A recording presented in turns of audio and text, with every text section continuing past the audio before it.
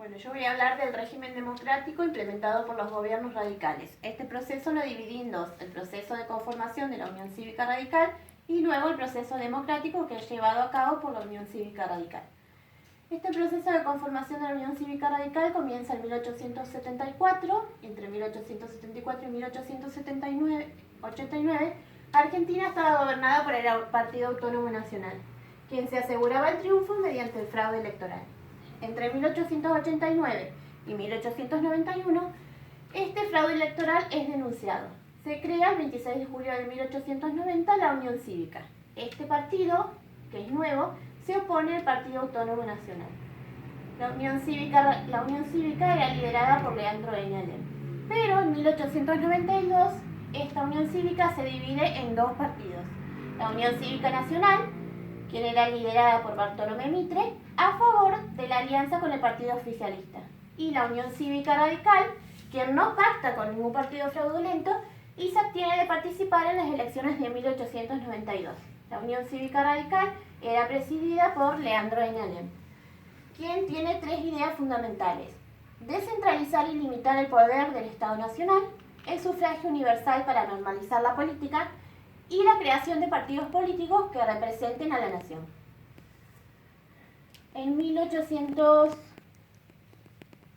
Leandro N. Alem se disputa su liderazgo con Hipólito Yrigoyen, quien era su sobrino y tenía un gran poder, y con Bernardo de Irigoyen, quien está dispuesto a negociar con el oficialismo. En 1893 surgen nuevas revoluciones en San Luis, Santa Fe, Buenos Aires, Corrientes y Tucumán. Y las armas radicales para oponerse al sistema son la abstención de las elecciones y la revolución cívica. En 1896, Alem se suicida, generando una gran conmoción en la Unión Cívica Radical. El nuevo presidente es Bernardo de Irigoyen, que para obtener más poder unifica la Unión Cívica Radical y la Unión Cívica Nacional, debilitando la Unión Cívica Radical. En 1903, la Unión Cívica Radical reúne sus fuerzas dispersas. En 1905, Hipólito Yrigoyen populariza su figura y su doctrina política se basa en dos pilares fundamentales: el régimen, el sistema político fraudulento, y la causa, el radicalismo, que incluya a todas las clases sociales. Hipólito Yrigoyen genera nuevos levantamientos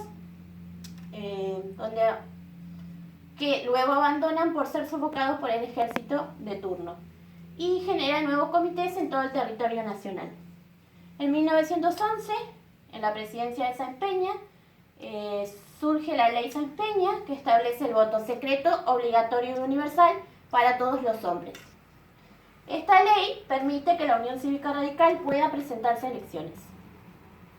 Entre 1912 y 1916, el radicalismo obtiene la gobernación de varias provincias y una importante cantidad de diputados nacionales. El radicalismo estaba presentando como opción de gobierno a Hipólito Yrigoyen, quien el 2 del 4 de 1916 gana las elecciones a presidente, después de 25 años de revoluciones.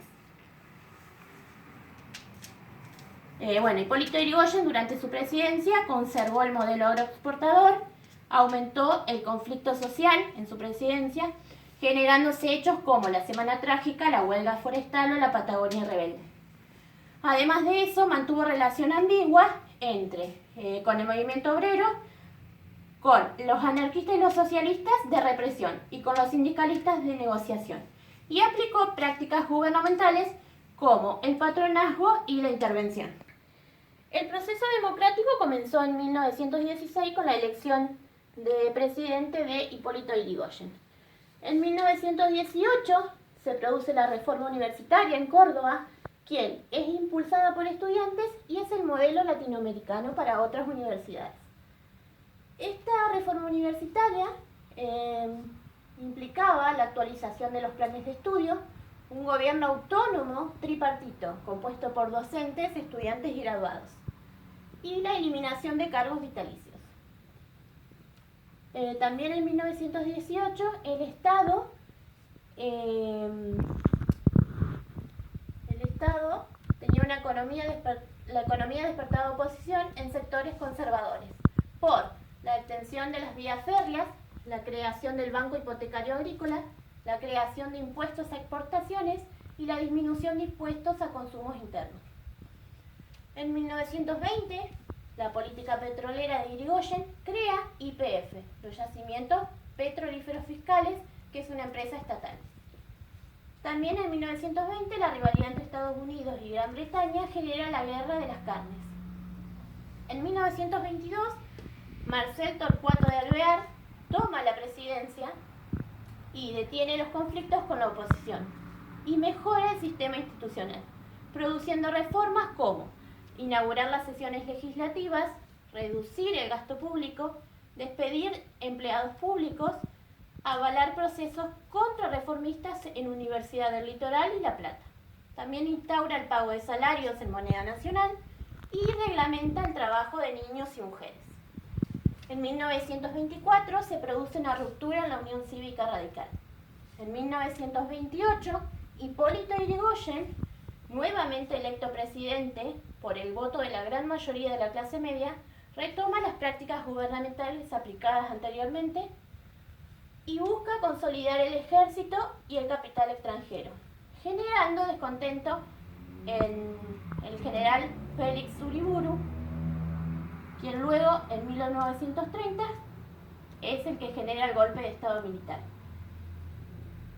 Hipólito Yrigoyen además impulsó la intervención federal para controlar el Senado, él sancionó leyes laborales, reforma la sociedad a favor de los trabajadores y aumenta el presupuesto para su bienestar. Y como dije recién, en 1930 se termina el proceso democrático, ya que asume como presidente Félix Uriburu a través del golpe de Estado.